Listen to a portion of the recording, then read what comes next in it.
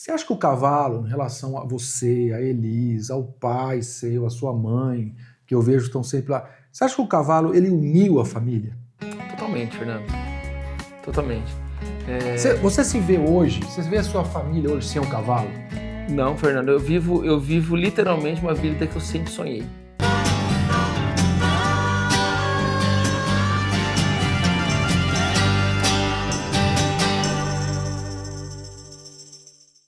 Bem-vindos ao ECCast, um lugar de quem gosta de cavalo.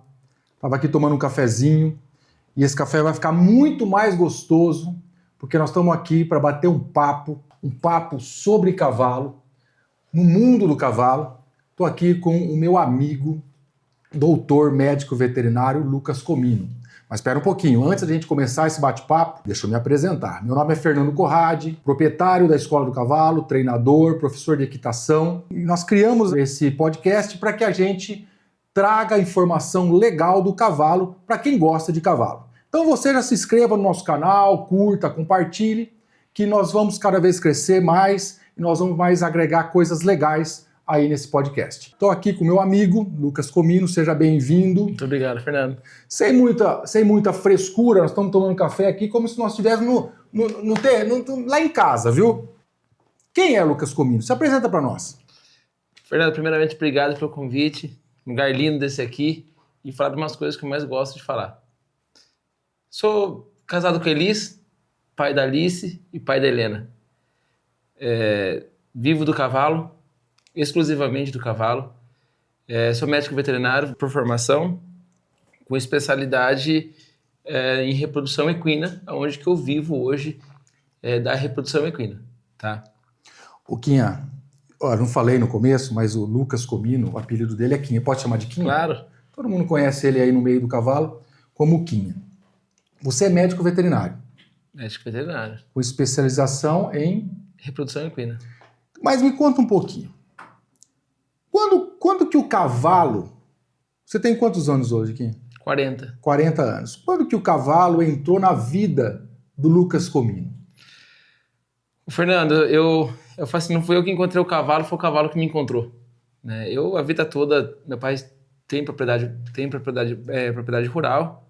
A minha vida toda foi em cima de um cavalo, mas um cavalo de campo. Um cavalo de campo sempre...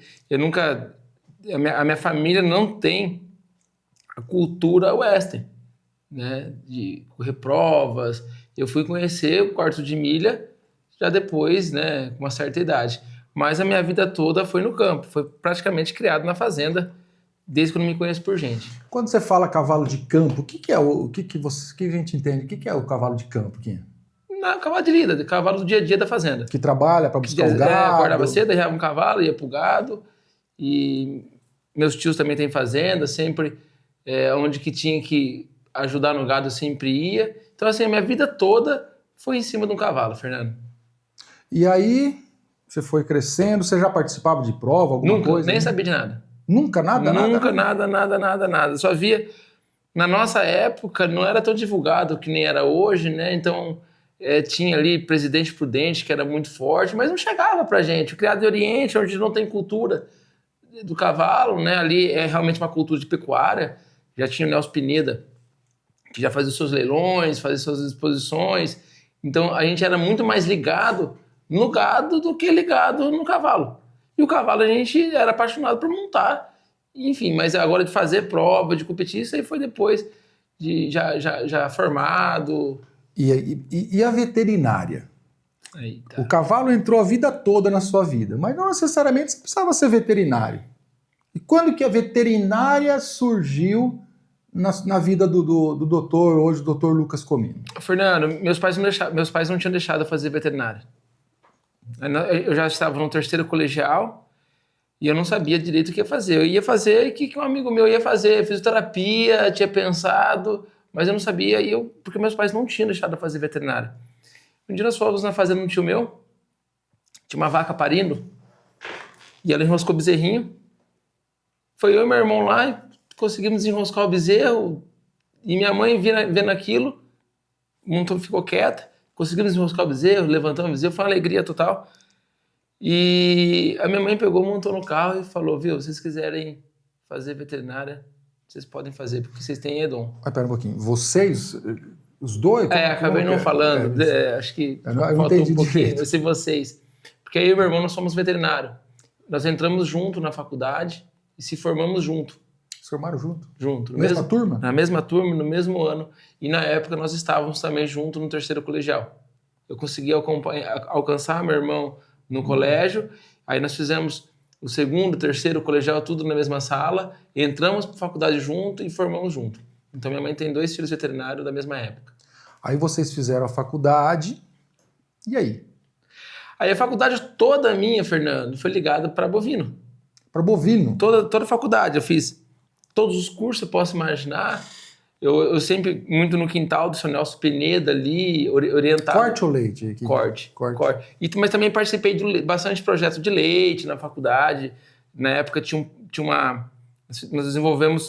nós testamos uma técnica de diagnosticar mastite em vaca, que se utilizava em vaca normal, e nós começamos a testar esse teste em vaca búfala. Então, nós que fizemos todo esse trabalho, voltado para o leite, mas a grande maioria minha foi voltada para a pecuária, para a reprodução de pecuária, mas já na faculdade eu já falava que queria mexer com reprodução, era o que eu queria fazer de vida mesmo. Reprodução bovina. E a vida, e foi passando os anos da faculdade, eu já bem engajado. No último ano escorreguei. Eu tive um problema com uma matéria, não consegui fazer meu estágio, que eu iria fazer o estágio meu obrigatório, que era o último semestre. Eu iria fazer com o pessoal da USP, de Pirassununga, com o Dr. Pietro, já estava tudo certo para fazer. Eu dei uma escorregadinha na matéria e acabei tendo que fazer o estágio. Mas foi Deus que fez escorregar. Né? Tudo já estava traçado, né? E eu já comecei a fazer meu estágio curricular no AZD.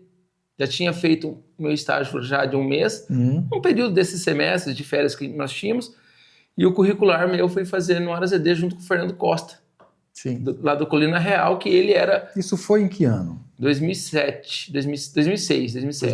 Eu entrei na faculdade em 2003, me formei em 2008. Então foi ali, de 2007 para 2008, isso aí. E na época o Fernando Costa, um baita do veterinário, ele que foi meu mentor ali na reprodução, fiz estágio curricular com ele, aonde que eu falei, não, é isso que eu quero pra minha vida. Mas quando você fazia... Até então, eu não tinha contato com reprodução equina.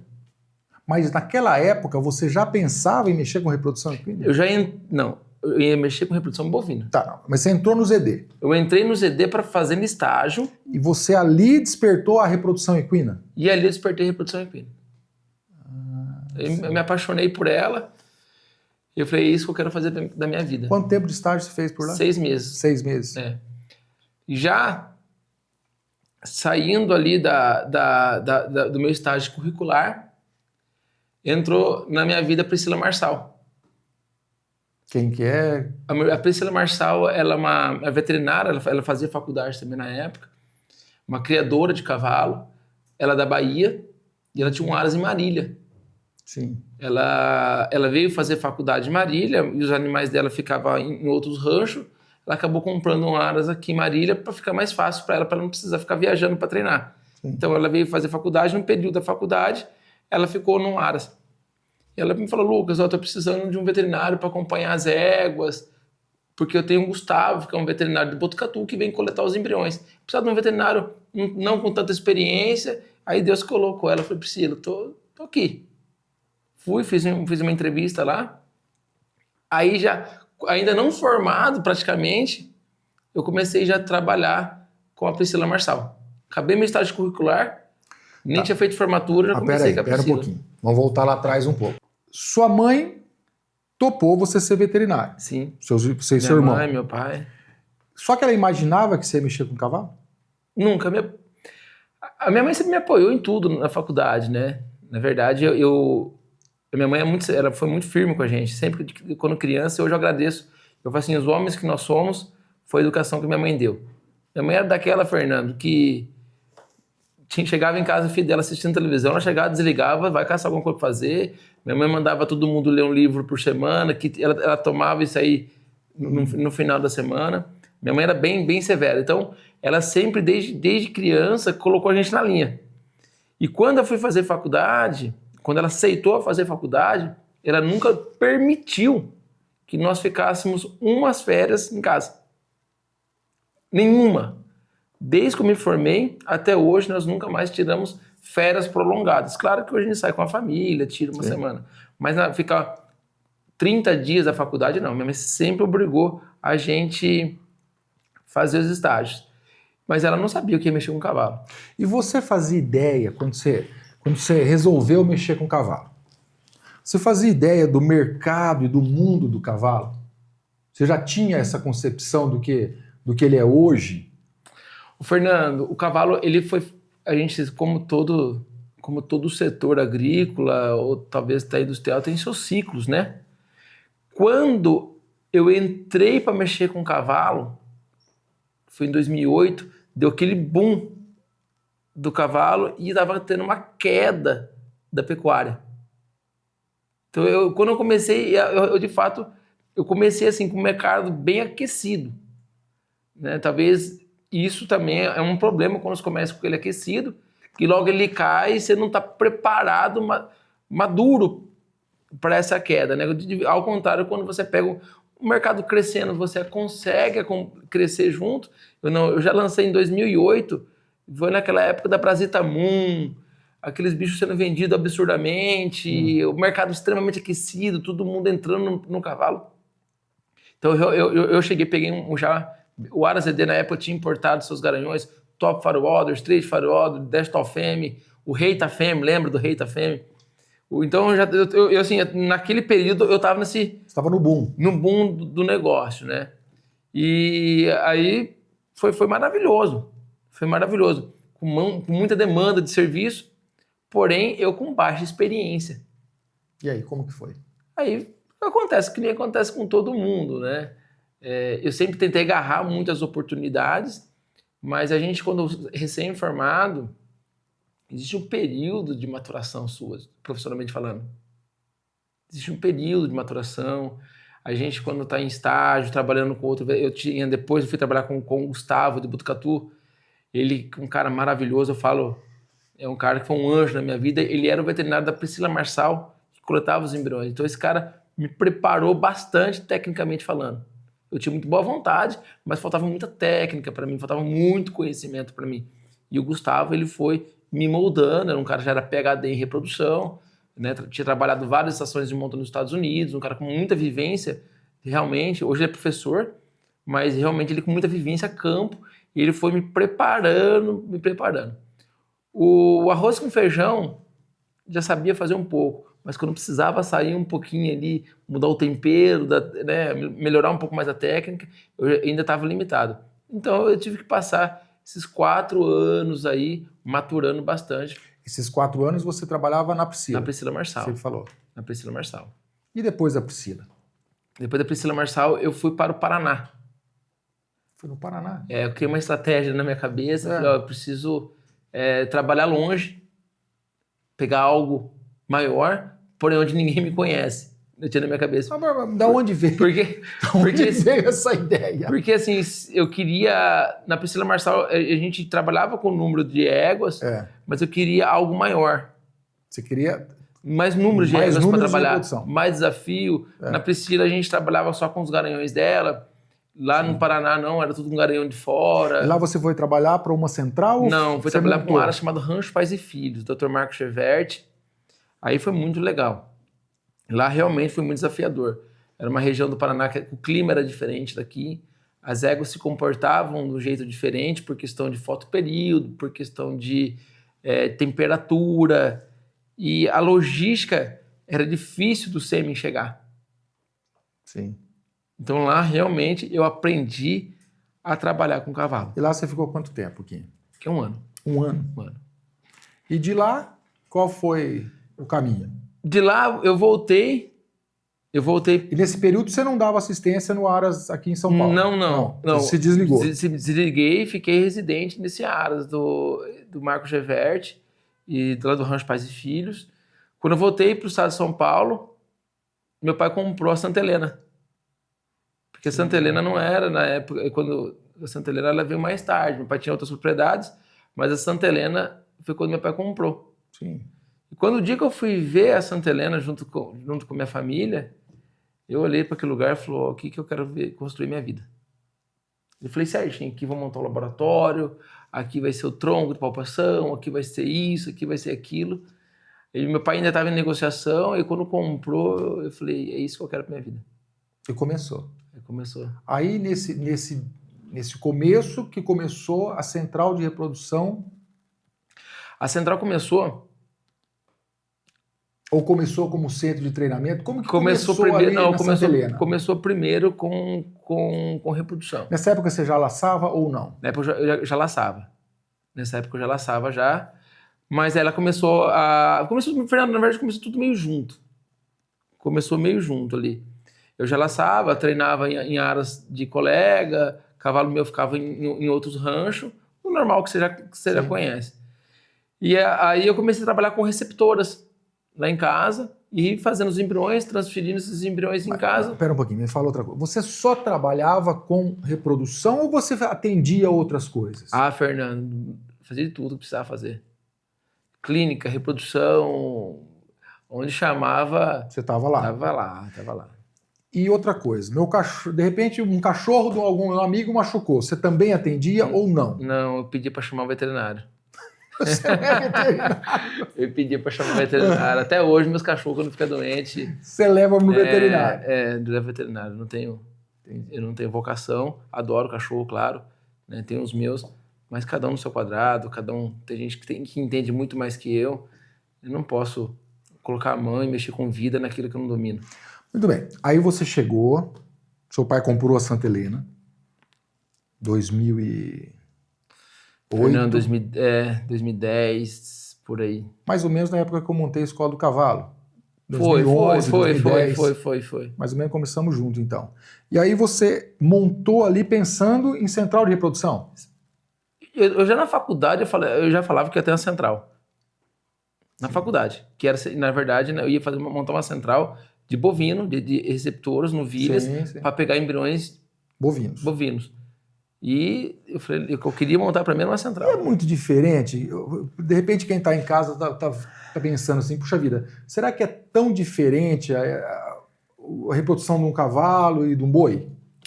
Ô, Fernando, a ideia é parecida, mas é outra espécie, né? É outra espécie. É outra espécie, é outra qualidade. Né? O bovino, por exemplo, vou dar um exemplo aqui para você. Você pega um touro, né, que tem problema de fertilidade, para onde que esse touro vai acabar parando? No frigorífico. Sim. Você pega um garanhão importado que tem problema de fertilidade, para onde que ele vai cair? Vai cair para a gente. Sim. Então a gente tem que dar um jeito. Acaba tendo alguns desafios a mais. Mas cada um com os seus desafios.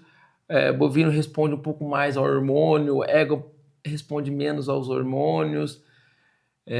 Porém, bovino você tem um volume maior, né, no Brasil do que cavalo. Então, acho que cada um tem ali suas particularidades, né? Cada um tem os seus desafios. Muito bem. Aí seu pai comprou a propriedade, e você, lá em Oriente, Santa Helena, e aí você resolveu montar a central de reprodução. Resolvi montar a central de reprodução. Até então, você trabalhava para centrais. Vamos pensar assim, trabalhava para aras. Para os aras. Eu não trabalhava para centrais. Isso, trabalhava para aras que reproduziam. Que reproduziam, exatamente. Aí você resolveu fazer a sua. Aí muda o negócio. Exatamente, Fernando. E como que foi essa virada de chave? Estamos nela até hoje, né? Estamos nela até hoje, né? Eu acho que é um outro caminho, né? A gente é muito apaixonado na profissão, mas a profissão sua tem seus desafios. Até eu tive agora no Aras Rafaela, no Encontro Brasil de Reprodução Equina, e todo mundo falando de muita técnica, de muito isso, mas administrar o negócio da porteira para dentro é uma outra história. Né? A profissão nossa ela é bonita, ela é uma profissão que assim, chega a ser romântica até, mas isso aqui requer muita atenção de administrar o negócio de dentro para fora, da porteira para dentro, na verdade, que é o grande desafio nosso. Depois você vai ver que emprenhar uma égua, o desafio é menor do que administrar o próprio negócio, né? Hoje, vamos pensar assim, hoje você faz que quantidade de embriões por estação de monta? Primeiro eu queria que você falasse para nós o que é uma estação de monta. O laço, depois a gente fala do laço. Né? Depois nós vamos falar do laço. Depois a gente fala do laço. O que é uma estação de monta? O Fernando, a estação de monta é o período que as éguas começam a dar cio, a ciclar, né? E a gente consegue trabalhar a égua. As éguas, elas têm uma particularidade que a vaca não tem, que ela é fotoperíodo positivo. O que é fotoperíodo positivo? Explica para nós. Onde que ela entra no cio de acordo com a luminosidade. Quanto maior a luminosidade, maior é a entrada dela no cio. Elas começam a ciclar. Diminuiu a luminosidade, elas param de ciclar. Sim. Então a gente consegue trabalhar essas éguas aqui, principalmente falando no Sudeste, né? Na região nossa aqui, onde com o inverno ele tem bem definido. Sim. Nós estamos agora parando nesse período de junho, escurece mais tarde, escurece mais cedo e amanhece mais tarde. As éguas param de dar cio. Então a gente não consegue trabalhar muito essas éguas. Por questão de fisiologia dela.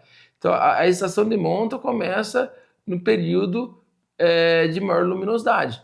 Agora, cada raça, a gente falando do quarto de milha, trabalha de um jeito. O quarto de milha, eles falam por causa do ano hípico, depois você pode até na próxima oportunidade falar isso aí, onde que a gente começa a trabalhar as éguas em agosto, e vai até março, abril essas éguas. Certo. E depois a gente para de trabalhar elas por questão de ter potros nascendo, potro futuro, e uma outra história. Eu acho que depois você pode falar isso aí. As outras raças não têm esse período? Não, Fernando, as outras raças não. Você pega o Mangalaga. Hoje a gente não trabalha exclusivamente com o quarto de milha, apesar de ser assim, um grande movimento nosso. O maior cliente é o quarto de milha? É o quarto de milha. Talvez por eu estar mais inserido na raça, por causa do esporte que eu gosto de fazer, mas eu sou apaixonado por cavalo, independente da raça. Certo. Tá? O Mangalaga Marchador não tem uma estação, eles tiram embriões o ano inteiro, tá? Ainda onde que o maior volume de cavalo é ali em Minas, subindo, né? Já indo para o norte, então já não tem problema de luminosidade que nós temos aqui. Eu trabalho bastante com cavalo de salto também, de pismo, não tem estação de monta, eles querem produtos, independente do período que nasce. Às vezes eles param agora porque os resultados caem, mas não é muito definido. A gente tem uma demanda alta de cavalo de salto entre dezembro e janeiro, por causa das férias dos animais. Sim. Os campeonatos dão uma parada. Aí normalmente esses animais saem das hípicas, vai para uma fazenda de descanso. Quem tem essa possibilidade, e eles aproveitam o período de descanso para fazer os embriões. Então fica bem concentrado dezembro e janeiro nos casos de cavalo de salto. Agora vamos dar uma paradinha na reprodução. Nós vamos voltar na reprodução, porque tem bastante história que eu quero entender. Vamos lá para o laço. E aí, quando o laço surgiu na vida firme aí, né, do Dr. Lucas Comino? Fernando, eu sempre fui apaixonado, né, por laçar. Eu tenho um amigo meu chamado André, o André Redondo, da Fazenda Moreira, onde eu comecei a laçar de fato na casa dele. E eu fiquei um bom tempo laçando na casa do André, e o André, nesse período, ele falou assim: vou parar um pouquinho com o laço, vou me dedicar mais à fazenda. Eu acabei e falei assim: vou montar em casa uma pista. Fui montar uma pista, e esse troço vicia, né? Tudo que é bom vicia. Mas vicia do jeito legal, né? Do jeito bom. E eu acabei se apaixonando, assim, de fato, pelo laço. Não só pelo laço, mas o mundo. O mundo do laço. Em volta do laço, né? Montei a pista em casa. Aí eu comecei a fazer devagarzinho, fiz uma brincadeirinha numa quarta-feira. Você montou a pista onde ela é hoje? Onde ela é hoje. Sempre foi ali? Sempre foi mesmo. Tá. Eu montei ela lá, fiz uma brincadeira numa quarta-feira. eu reuni o pessoal dos ranchos vizinhos, deu um tanto de gente, aí eu peguei, fiz uma outra brincadeira, falei, deu muito mais gente, falei, agora eu preciso melhorar isso aqui. Aí eu fui colocando, e fui assim, o que eu queria de uma prova de laço? Eu queria uma prova onde eu iria me divertir e minhas crianças e minha esposa ficassem à vontade. Então eu comecei a criar o quê? Um ambiente na minha casa onde os laçadores poderiam ir e se divertir e ficar em paz com a família. Certo. Quando eu fiz isso aí, de uma brincadeira se tornou uma prova. E aí ela começou, Fernando, de uma maneira muito grande, crescer. Às vezes ela cresceu mais do que eu podia acompanhar ela, né? Numa etapa, em 2018 resolvemos criar o campeonato, fazendo Santa Helena. Então numa etapa começou ela com um dia, na segunda etapa tinha que fazer 2 dias, na terceira etapa o negócio foi explodindo. E aí, né, e a gente sempre trabalhando para montar a estrutura. O Quinha, veio a pista, veio a central na Santa Helena. Veio a central, depois veio a pista. E quando que veio a Elis? Aí, essa Em pergunta que é ano? ótima. Né? Porque você trabalhou em vários lugares, e a Elis chegou na vida do Quinha quando? Era na faculdade, né? Na faculdade. A Elis na faculdade. A Elis fazia faculdade na sua turma? A Elis é veterinária, minha esposa é veterinária também. Comecei a namorar a Elis no último ano da faculdade. E quando nós se formamos, aí ficamos assim, ó, você vai ficar responsável, você vai ficar especializada. Ela tinha uma habilidade mais com a clínica, sim, né, para a parte de claudicação, para medicina esportiva, e eu com habilidade para reprodução. Então, quando nós se formamos, ela foi fazer especialização em clínica, em medicina esportiva, e eu fui fazer especialização em reprodução. Mas a gente ainda não era casado. Certo. Nesse período, nós compramos uma loja, abrimos uma agropecuária, abrimos uma loja. Abriram a agropecuária? Você não sabe, abriram aonde a agropecuária? Em Marília. Em Marília? Chamado Farmivete. Ah, Farmivete. A Farmivete está lá até hoje. Nós ficamos um período com a Farmivete, casamos. Vocês casaram em 2000 e... Fernando, nós casamos em 2012. Casaram em 2012. É. E ela sempre te apoiando em relação a montar essa central? Sempre me apoiou. Na verdade, Fernanda, hoje nós chegamos... Quando eu falei para você, se me perguntarem como é que você chegou até aqui, eu só tenho Deus e minha esposa. Né? Você conhece muito bem a Elis, uma mulher trabalhadeira, uma mulher maravilhosa, me apoia em tudo. A gente com as loucuras nossa, né, sonhando alto, e ela deixando a gente sonhar, mesmo não entendendo o que queria, mas ela sempre entregou para Deus. E graças a Deus, Deus colocou ela na minha vida. Eu tenho uma pessoa, falo assim, eu tenho uma pessoa maravilhosa do meu lado. E a Helena? Apaixonada também, né? Aí tem a Helena também, monta cavalo, inclusive você é professor dela, né? Uma gracinha montada a cavalo. E tem a Alicinha agora, de 6 meses. A Alicinha que chegou agora. A Alicinha de 6 meses chegou. Parece também, gosta bastante, né? A gente leva ela para ver cavalo, fica doida. Já mexe os pezinhos, as mãozinhas, fica chacoalhando. Você me fala uma coisa. Eu montei a escola do cavalo para ter meus meninos juntos. Esse sempre foi o foco da escola do cavalo. Você acha que o cavalo, em relação a você, a Elis, ao pai seu, a sua mãe, que eu vejo que estão sempre lá, você acha que o cavalo, ele uniu a família? Totalmente, Fernando. Totalmente. Você se vê hoje, você vê a sua família hoje sem o cavalo? Não, Fernando, eu vivo literalmente uma vida que eu sempre sonhei. Sempre sonhei.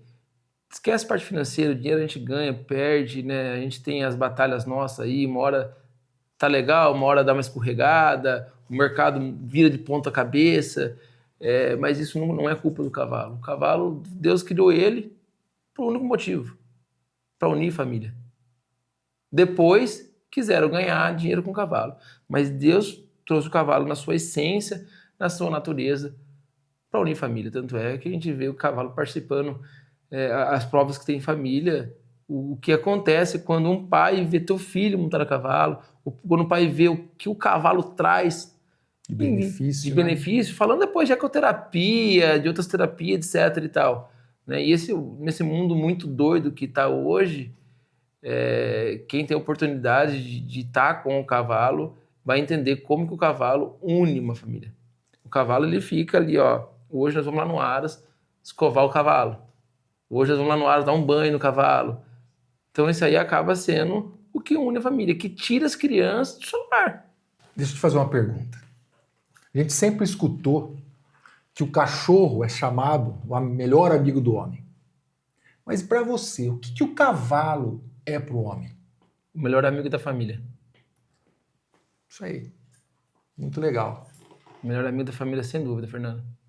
Sem dúvida. A gente vai nas provas, tirando a parte de prova, acho que no dia a dia que ele traz, a gente vê mãe, o pai, a avó, todo mundo na torcida, se preparando, vibrando, e fala, meu filho estava com dificuldade nisso, melhorou naquilo, meu filho estava com dificuldade assim, melhorou, ele é outra criança dentro de casa. O cavalo, ele educa coisas que um pai e a mãe não conseguem educar e que o professor não consegue educar. Para mim, o cavalo, ele transmite diretamente sinais de Deus que Deus quer falar. Para mim, é isso. Então, eu sempre falo para todo mundo que vai na escola do cavalo, nos cursos que eu dei, que o cavalo, ele é realmente um professor. Ele nos ensina muita coisa, né? Eu aprendo com o cavalo todo dia que eu monto o cavalo. Quando eu acho que eu estou bom em alguma coisa, o cavalo me mostra que eu tenho que gatinhar muito ainda, né?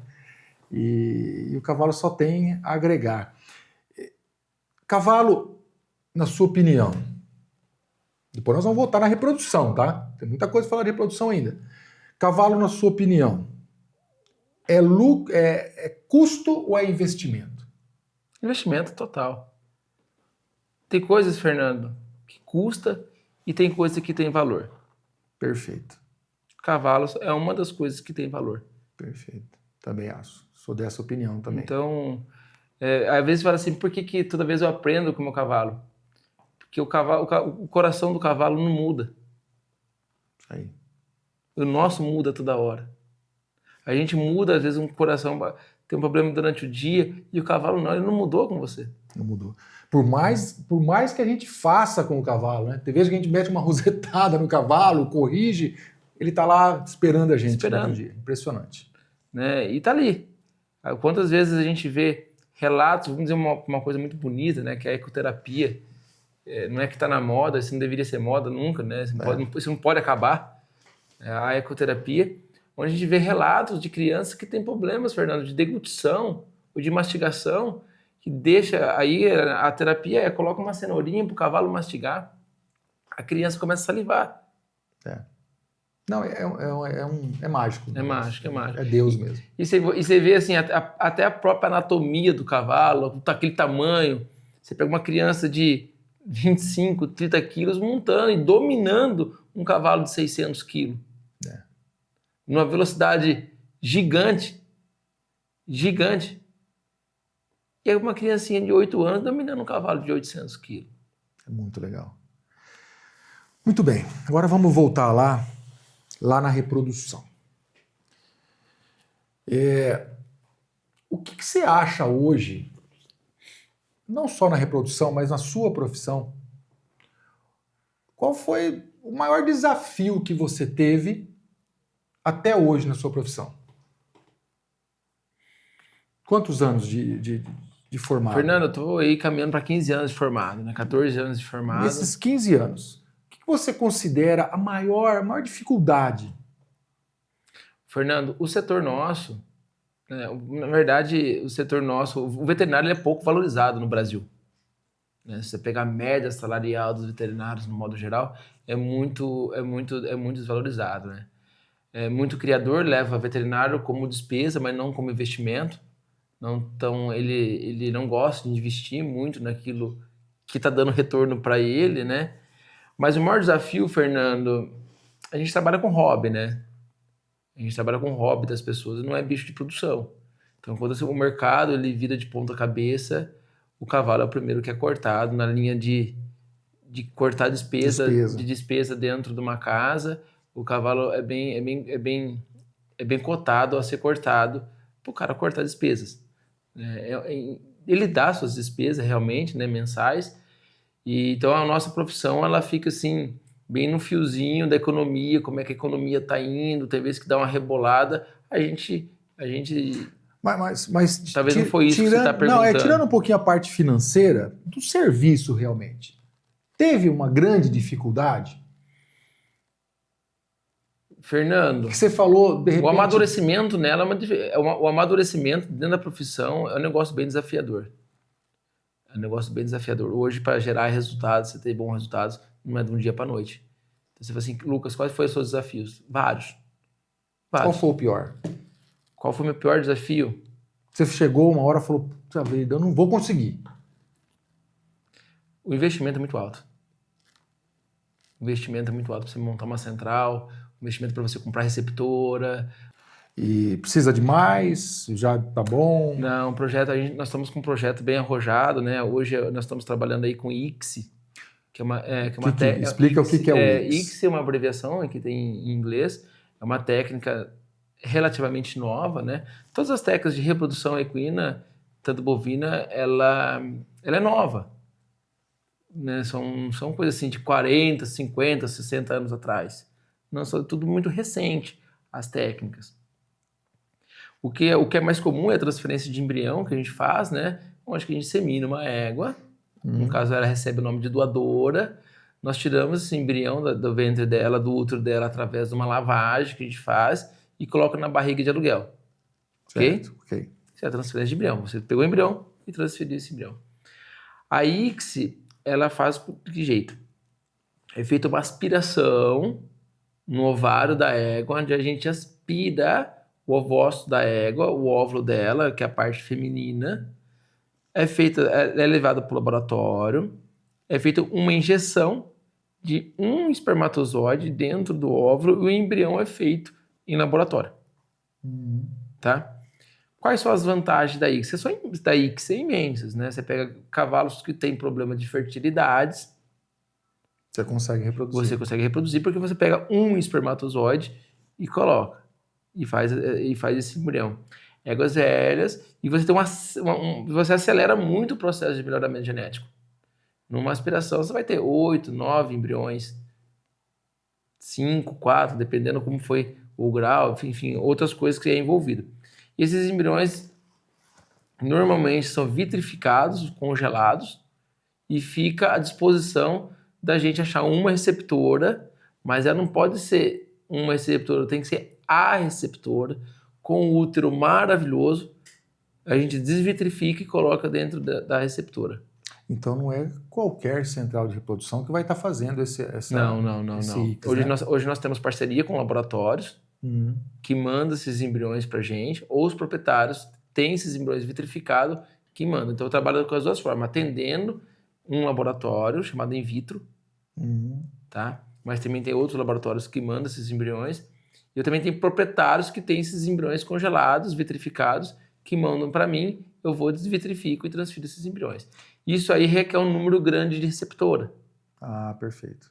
Então a gente tem uma demanda grande. E o Brasil não tem muita receptora.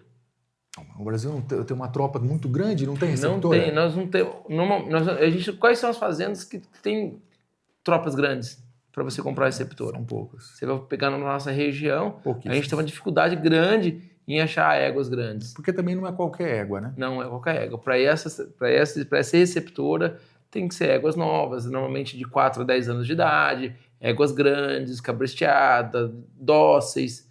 Né? Então, para você achar essas éguas, esse volume de égua, é um desafio muito, muito, muito grande. Muito grande. E o Brasil não tem muita égua, barriga de aluguel. Por mais que comparando com os Estados Unidos, onde que eles conseguem selecionar o que tem de melhor para a receptora, que a gente não consegue fazer isso por causa da deficiência. Você vai ter muita égua onde tem muita pecuária. Fazendas que tem... Então, assim, a região nossa, a pecuária caiu. Você pega aqui Mato Grosso do Sul, região ali Três Lagoas, Inocência, onde que a gente conseguia captar bastante égua, hoje já não acha mais, né? Ali entrou eucalipto. Então, as éguas estão indo para o norte ou no sul do nosso país. Então é um desafio grande. Você atende que região na central de reprodução? Fernando, eu pego basicamente o estado de São Paulo, né? Sim. Estado de São Paulo, que é o polo do cavalo no Brasil. Mas vem embrião de todo lugar, cara. A gente recebe embrião do Nordeste, Central Sul é Oriente. Oriente, e agora nós montamos uma outra em Bauru. Em Bauru fica com a ICSI, né? Com essa técnica da ICSI. E Oriente eu fico com a ICSI também e os embriões convencionais. Tá, eu tenho uma égua pura, quero fazer coletar um embrião, não conheço muito de genética, tá? Nem de par de milha, vamos pensar assim. Essa assessoria, porque de repente eu estou entrando num bom negócio, de repente é um mau negócio, Claro. né? Um cavalo ali, tem a história do Garanhão. Esse serviço, a central proporciona, ela faz para o cliente? Assessoria em acasalamento? Isso, assessoria em acasalamento, esse é o nome. Ô, Fernando, nós lá não fazemos esse tipo de serviço. Eu indico colegas, parceiros da central, para fazer esse tipo de serviço, certo? Porque assim, a minha opinião não é sempre a que vale. Né? Então, hoje a gente vê, ontem nós tivemos leilão do Sérgio Scatena com um grande amigo meu, ele é um baita no assessor para ajudar. Aqui em Marília tem o Fernando Costa, na parte de Três Tambores, que ajuda bastante. Tem outros criadores também, legais, o André Capelosa, que entende bastante, Paulo Dedemo, que entende bastante de acasalamento. Então, eu acabo não fazendo. E tem pessoas que vivem disso, desse tipo de assessoria. Né? Isso tem bastante gente, né? Pega a região de Bauru, tem muita gente que faz, Presidente Prudente, muita gente que faz. Então, eu prefiro que eles venham já mais com a ideia formada e com os acasalamentos já feitos. Ó, vou fazer com esse garanhão, com essa égua, já bem feito, eu vou e faço o serviço. Você faz a administração depois da escolha feita. Depois, aí é comigo. Eles escolheram, depois tudo é comigo. O cara pode ficar tranquilo. Agora, ver o que é melhor, qual que é a tendência, porque é um mercado muito dinâmico, Fernando.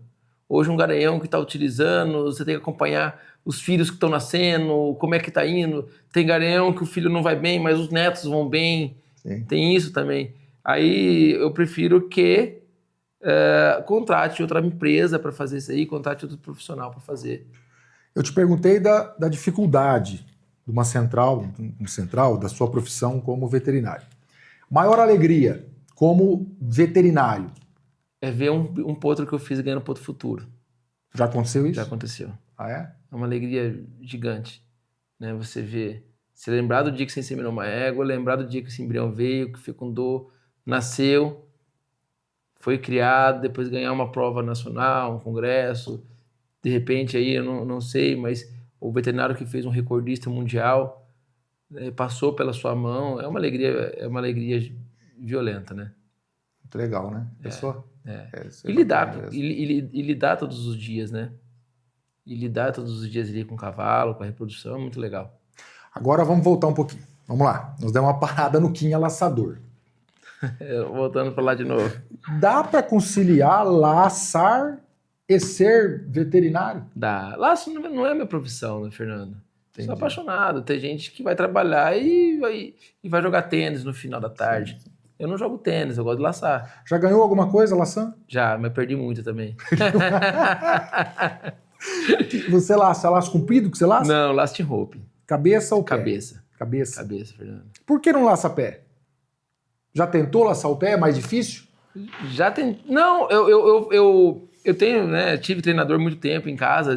Hoje a gente não está mais oferecendo parte de treinamento de cavalo de laço, mas a gente sempre teve, você conhece lá, durante tantos anos nós tivemos treinadores em casa com treinamento de cavalo de laço. Eles sempre falam que o pé sempre é mais fácil do que a cabeça. Ah, é? Eu discordo um pouco, mas o laço pé ele é mais fácil. Tanto para fazer um cavalo, quanto a laçada mesmo, ela é mais fácil. A laçada não, mas assim, o laço em cabeça, o cara é muito movimento. O cavalo de cabeça, não é qualquer cavalo que fica um cavalo bom de cabeça. Entendi. Um cavalo onde que toda a responsabilidade da laçada tá nele. Onde que é um cavalo que ele tem que ter um brete bom, parado, sem se mexer, uma saída suave, sem tirar o cara da sela. Nós estamos falando uma prova que a maioria das pessoas corre uma prova de cronômetro. Que tem a prova de cronômetro e uma prova técnica. Sim. A maioria das provas são prova de cronômetro. A gente tem que fazer a laçada mais rápido possível. E a gente sempre fala, quem que abaixa o tempo é o cabeceiro. Entendi. É onde que ele tem que sair, Quem fazer uma laçada. Quem laça primeiro, né? Ele tem que fazer uma laçada. Ele tem a barreira, né? Que ele tem que sair bem próximo da barreira, fazer a laçada rápida e virar esse boi rápido. Para o pezinho chegar laçando. Então, tudo isso aí quem faz é o cabeceiro. Quinha, e quais são os planos para o Quinha, para a central de reprodução, para o Quinha laçador, daqui para frente? Fernando, como você se vê daqui 10 anos? Os planos estão na mão de Deus. Você acompanha a gente. Deus que faz tudo em minha vida. Eu só entrego e peço para Ele me colocar no bom caminho. Então tá. Mas vamos lá. Qual foi o papel de Deus até agora? Como que Deus... Tudo. Que você fosse... Se você tivesse hoje o chapéu na cabeça, com a espora no pé, e estivesse sentado do lado de Deus, o que você ia falar para Ele? Meu Deus, o que eu ia falar para Deus? Primeiro eu ia agradecer. Primeiramente eu ia agradecer tudo que eu... Porque assim, Fernando, eu sou um homem extremamente bem sucedido. Eu não estou falando de dinheiro. Dinheiro não é a régua que nos mede. Eu sou um homem extremamente bem sucedido porque eu tenho uma família maravilhosa. Eu consigo ver o milagre de Deus todos os dias na minha casa. Onde que eu vejo minha esposa, onde que eu vejo minhas filhas, onde que eu consigo sentar no sofá todos os dias de noite, estar do lado da minha filha. Eu consigo ver o milagre dele todo dia. Todo dia. Eu tenho uma família extremamente unida, eu tenho um pai e uma mãe unidos, eu tenho uns irmãos unidos. Então, eu sou um cara extremamente bem sucedido. Eu falo, sou um cara milionário.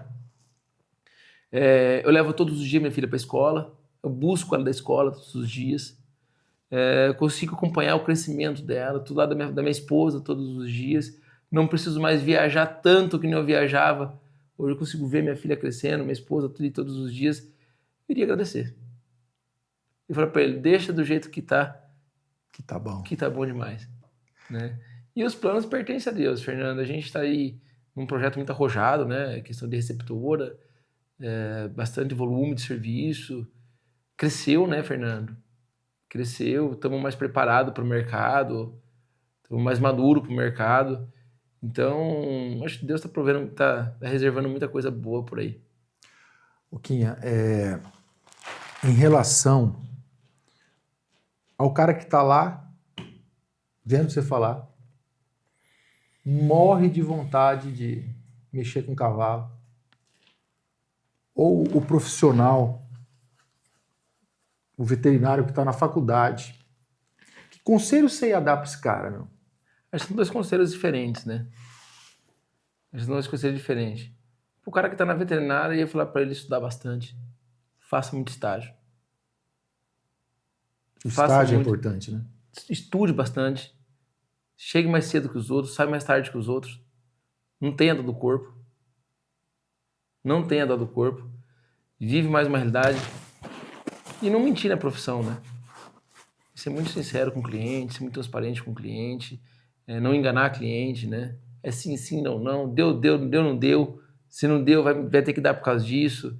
Mas se preparar bastante no mercado, andar com quem é bom, não ter uma sede muito rápida de sair, já encarar o mercado, porque, de repente, é um mercado muito competitivo, né, Fernando? Um mercado muito pequeno, por mais que a gente ache que o universo do cavalo é grande, absurdamente, né? O Brasil hoje é o país que mais faz, ou tá ali bem próximo dos Estados Unidos, que mais faz reprodução no mundo inteiro, mas é o país que mais tem veterinário de reprodução no mundo. O Brasil é o maior exportador de veterinário de reprodução do mundo. Olha, do mundo. Sabia disso. Do mundo. Então, assim, você vai...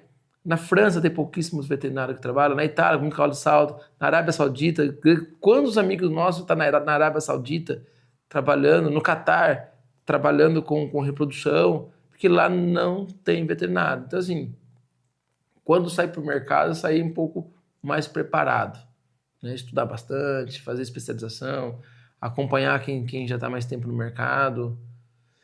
E para quem está começando ou tem curiosidade, o cavalo ele não tem nenhum paradigma para ser quebrado. O cavalo está ali, é acessível para todo mundo. Você não precisa ter um cavalo de 50, de 10 mil para ser feliz. Perfeito. Você pode ter seu cavalinho ali na sua casa. O melhor cavalo é aquele que você tem. Você não precisa ficar inibido. Ah, não, tem um cavalinho que você queira ter. Eu falo assim, eu não tenho dinheiro para ter um cavalo ou para tratar de um cavalo. Quem ama de um cavalo passa a mão numa foice, corta o capim. Como tem muitos, né? Corta um capim na beira da estrada e trata do seu cavalo. Então, assim, não precisa ter dinheiro para ter um cavalo. Você precisa gostar. E quem gosta, trata. É isso. É isso aí. Algum recado que você queira dar? Um final? Eu acho que é muito... Acho que agradecer a Deus por tudo que Ele tem feito em minha vida, né? Realmente por tudo aquilo que eu te falei. A gente escuta falar em legado, né? Legado é um negócio até estranho de se falar, mas como que o Quinha quer ser lembrado? Um homem temente a Deus. Legal. Só isso. Um homem temente a Deus, só isso. Não quero ser lembrado porque fez aquilo, porque não fez aquilo. Não, só isso aí. Outro dia minha filha perguntou para eu muito pergunto para minha esposa, né? O que você quer que eu melhore como homem? Pergunta isso aí. É uma pergunta difícil pra gente fazer como marido, né? Aí, claro que sempre tem uma lista, né? Que ela passa, mas é legal. E eu fui perguntar para minha filha, o que você quer que o papai melhore? Pensou. Falei, papai, eu queria que você deixasse mais lugar para mim no sofá. E eu saí de lá muito feliz. Falei, minha filha, o único problema que eu tô dando para ela é o espaço que eu tô tomando dela no sofá. Então eu falei, Deus, obrigado pelo caminho que o Senhor tá me colocando. É isso, Fernando. Muito bom. Então a gente agradece. Vamos finalizando por aí. Muito obrigado por você ter vindo aqui. Eu acho que vai valer para muita gente esse nosso bate-papo. Foi bem bacana, bem legal. O Quinha é amigo meu há muito tempo e é um prazer recebê-lo aqui nesse nosso bate-papo. Você que gostou, curte, compartilha. Foi um prazer, mais uma vez, estar com você. Um abraço. Um abraço, obrigado.